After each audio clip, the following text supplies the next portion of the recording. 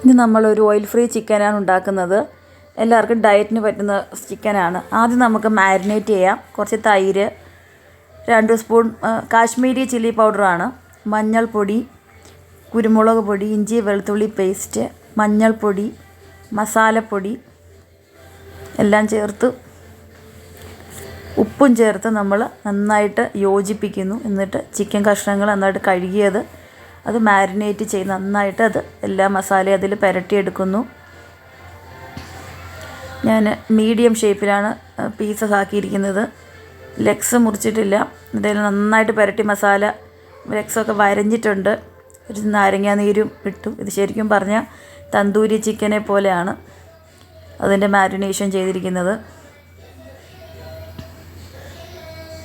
നാരങ്ങാ നീര് പിഴിഞ്ഞു.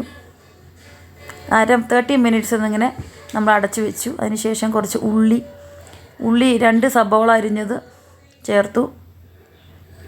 അതും അതിൻ്റെ കൂടെ പുരട്ടി. എന്നിട്ടൊരു കുക്കറിൽ നമ്മൾ അതെല്ലാം കൂടെ വേവിച്ചെടുക്കാൻ പോവുകയാണ്.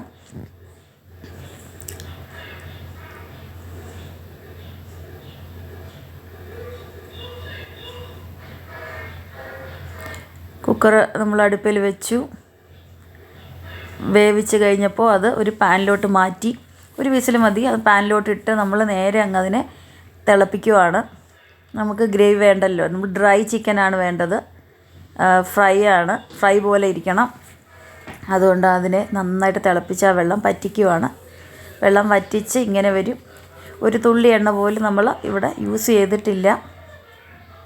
അത് ഹെൽത്ത് ഫ്രണ്ട്ലി ചിക്കനാണ്.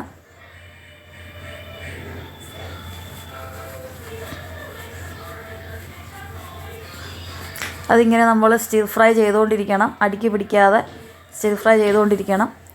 ഫൈനലി നമുക്ക് ഇങ്ങനെയാണ് അത് കിട്ടുന്നത്. അന്ന് സാമ്പാറുണ്ടായിരുന്നു, ചോറ്, ബീട്രൂട്ട് തോരൻ. ഇന്നത്തെ ലഞ്ച് സൂപ്പറാണോ ഫ്രണ്ട്സ്?